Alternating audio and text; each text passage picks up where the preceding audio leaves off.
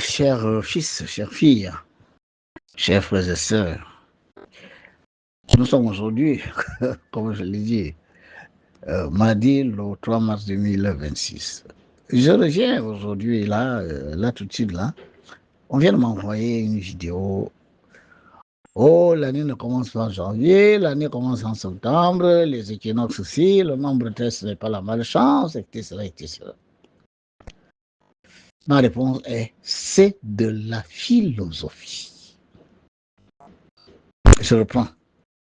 C'est de la philosophie. Quand vous êtes dans l'astral terrestre, c'est-à-dire vous n'avez plus de corps physique, il n'existe pas là-bas ce que vous appelez les années, les mois, les nations. Ce sont des organisations humaines. Voilà pourquoi les histoires de calendrier, vous en avez peut-être 4 ou 5. Il y a le calendrier lunaire, le calendrier solaire, le calendrier grégorien, le calendrier chinois, etc., etc. Ce sont les choses du monde physique. Vous n'allez pas imposer ça aux gens.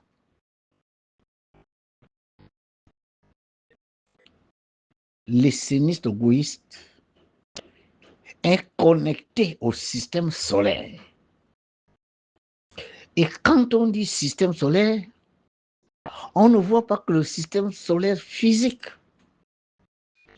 Car vous n'êtes pas que physique. Je ne fais que vous dire que votre enveloppe charnelle, vous l'abandonnez chaque nuit. Mais vous continuez de vivre. C'est vous qui vivez. Quand vous sortez des rêves, vous venez dire, ah, on m'a bastonné, on m'a poursuivi, un serpent m'a mordu. Mais quand le serpent vous a mordu, n'avez-vous pas senti la douleur? Quand quelqu'un vous poursuivait avec un couteau, n'avez-vous pas senti la peur? Pourtant, le corps physique dort dans le lit, il n'a pas peur, il ne sent pas la douleur. Vous êtes en double. Une partie de vous est physique, c'est une enveloppe. Et c'est dans cette enveloppe-là que vous vous manifestez. Le problème, c'est que les gens prennent l'enveloppe pour l'être. Non, il y a l'être. Et l'enveloppe qui entoure l'être, que vous abandonnez comme un vêtement. Amasser les milliards, à bombarder, regardez comment les autres sont en train de massacrer les gens là-bas. La question, c'est ils se battent là pour quoi? Ils suppriment les vies des autres. En fait, dans quel intérêt? Pour posséder quoi? Mais les États-Unis disent, nous avons l'armée la plus puissante du monde. Celui qui dit ça, il ne sait même pas combien d'années il lui reste à vivre. Combien de jours il lui reste à vivre. J'ai même envie de dire combien d'heures il lui reste à vivre. Mais il menace les autres en disant, nous avons l'armée la plus puissante du monde. Quand il sera mort, il aura l'armée là-bas. Vous voyez que les humains sont en train de verser dans l'ignorance. Même ceux qu'on croit développer, mais sont de petits esprits. Je vous le dis, ce sont de petits esprits. Parce qu'on ne peut pas supprimer la vie des autres. Ils sont venus s'incarner parce qu'ils veulent apprendre les lois de faire ôter à travers les expériences. Alors vous leur supprimez la vie au nom des lopins de terre, au nom du fait que nous devons être les plus puissants au monde. Vous voyez qu'au lieu de concentrer l'énergie, l'intelligence, la huitième sphère, à développer, n'est-ce pas, des choses qui peuvent améliorer la vie des humains, les maladies invalidantes, la famine, la pauvreté, la précarité, non. Les gens sont en train de vouloir devenir les puissants du monde. Être puissant, c'est quoi exactement quand vous serez mort? Votre cadavre ne sera pas puissant. Il n'aura aucune puissance. Même une souris peut malmener votre cadavre. Arrêtez de massacrer les gens au nom des intérêts futiles. Si vous avez la science et la technologie, améliorez les conditions de vie de la Terre. Le climat de la Terre aujourd'hui, ça va poser problème. Dans 5-10 ans, nous n'allons pas pouvoir vivre sur Terre parce que la température fait qu'augmenter. Avec vos histoires d'usine, vous fabriquez les armes, l'ozone se déchire en haut là-bas et nous sommes exposés. Est-ce que ce que vous faites est conforme aux lois de ce soleil qui est là-haut? Vous voyez? Et ce sont ces gens-là qui ont amené la franc-maçonnerie dans nos nations. Et quand on dit aux dirigeants quittez là-bas, ils se fâchent. Des gens qu'on nous met, vas-y, ils ne veulent pas me soutenir. Parce que la franc-maçonnerie leur dit Nous, on a l'hégémonie du monde, c'est nous qui dominons. Si vous n'êtes pas avec nous, on vous enlève. Mais vous allez venir enlever les gens sur les terres qui ne sont pas les vôtres. Mais c'est parce que les peuples vous laissent faire. Vous comprenez? Vous, les Occidentaux, d'ici, les populations africaines vont prendre leurs responsabilités. Quand ils ont mis leur chef, vous voulez l'enlever par vos histoires de militaires, nous sommes la plus puissante au monde. Vous allez devoir tuer tous les Africains. Parce que c'est trop. Laissez les Africains gérer leur nation, mon Dieu. Il y a des intellectuels ici. S'il y a un échange entre votre technologie et nos matières premières, tout ça que vous avez la technologie et la science, nous on a les matières premières, on essaye d'être ensemble pour élever le niveau de vie de l'humanité, pas massacrer les humains. Tout le monde a besoin de vivre. Vous laissez votre femme à la maison en train de vivre, vous laissez vos enfants et vous voulez massacrer les femmes les autres, les enfants les autres. Non, de quoi? Qui vous a donné la terre? Vous êtes capable de fabriquer une planète? Vous voyez que vous êtes bas. Je dis vous êtes bas. Vous mobilisez là-bas pour aller massacrer les gens, aller bombarder. Mais mobilisez-vous pour résoudre le problème des maladies invalidantes, de la rareté des ressources vitales, l'eau, de l'élévation de la température. Nous sommes en train d'aller à des températures où la vie va être difficile sur Terre. Les changements climatiques. Résolvez ça. La fonte des calottes polaires qui font que les mers aujourd'hui deviennent de plus en plus abondantes, énormes, et envahissent les terres. Voilà le problème. Non. On s'est massacré les autres. Nous avons l'armée la plus puissante du monde. Et alors, vos cadavres seront l'armée la plus puissante du monde. Vous allez venir diriger les militaires pendant que vous serez cadavres? Quand même. La vie, il faut respecter la vie des autres. Si vous avez la science et la technologie, développez les nations. Transférez cette technologie et cette science pour améliorer les conditions de vie de l'humanité.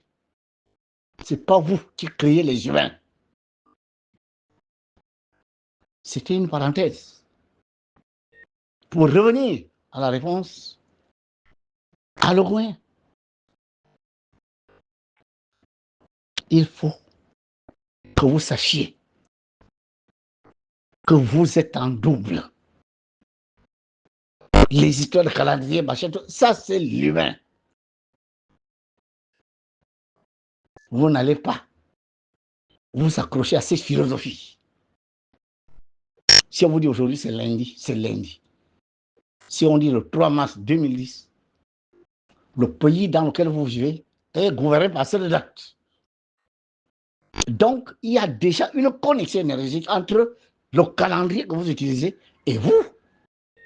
Les noms des villes, du pays dans lequel vous êtes venu vous incarner est connecté à vous. Voilà. Le Père Céleste s'est révélé à Moïse en hébreu, parce que Moïse était hébreu. Si le Père Céleste se révèle en hébreu, il se révélera à moi en français, pour que je puisse comprendre certaines choses que ma langue ne peut pas comprendre, ne peut pas exprimer. Mais si le Père Céleste se révèle en chinois, il va apparaître et se révéler à lui en chinois. Il n'y a pas de langue universelle. Il n'y a pas de calendrier universel. Donc voilà ce que je venais de dire. Pour dire, faites attention parce que quand vous allez dans vos histoires de réseaux sociaux et tout ça, tout le monde est maître là-bas. Vous êtes les maîtres, les élèves, les disciples du maître Vassili Nkoula. Il faut que vous sachiez que ce que je vous enseigne est conforme aux lois cosmiques.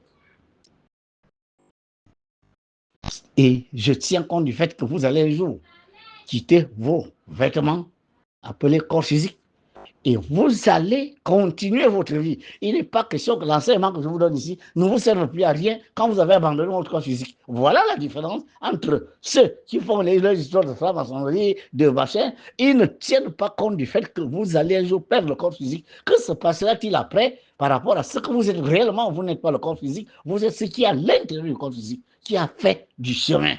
Ce n'est pas le corps physique qui fait du chemin, mais l'âme et l'esprit. Personne n'a besoin de sauver son corps physique. On vous demande de sauver l'âme. Il faut sauver votre âme. Personne ne vous dirait qu'il faut sauver le corps physique. C'est sur terre que vous voulez les pare-balles, je les pare-balles, on veut protéger un malheureux corps physique. Le pare-balles ne peut pas vous empêcher d'avoir une maladie ou un accident. Alors, vous voyez, nous sommes des humains. La nature peut nous attaquer de toutes parts et de n'importe quelle manière. Mais le corps amique, c'est ça qu'on protège. Contre quoi? Sauvez votre âme contre la mort spirituelle. Il y a un nombre précis d'incarnations. Si vous atteignez ça, sans transcender votre nature humaine, vous perdez votre âme. C'est fini. La conscience reste sans possibilité d'avoir une âme. Vous ne pouvez pas imaginer ce que ça veut dire. Vous allez être en vie, vous vivez, mais sans être utile à personne et sans pouvoir rien faire vous-même. Si vous pouviez imaginer ce que ça veut dire, c'est ça que vous devez redouter. Voilà pourquoi il faut rompre vos cycles de réincarnation. Et il ne doit pas être éternel. Parce qu'il y a un nombre, quand vous atteignez ça, malheureusement, c'est fini. Vous ne pouvez plus avoir la chance d'intégrer le haut astral. On dissout votre âme. Voilà pourquoi, quand là où vous vivez là, quand vous allez mourir, on vous dira, vous revenez de votre 30e incarnation, vous le saurez. Essayez d'imaginer qu'on vous dise que vous revenez de votre 108e incarnation et que votre conscience se ravale dans le voie astral. C'est fini. Là-bas, votre âme va être dissoute. Paix sur vous.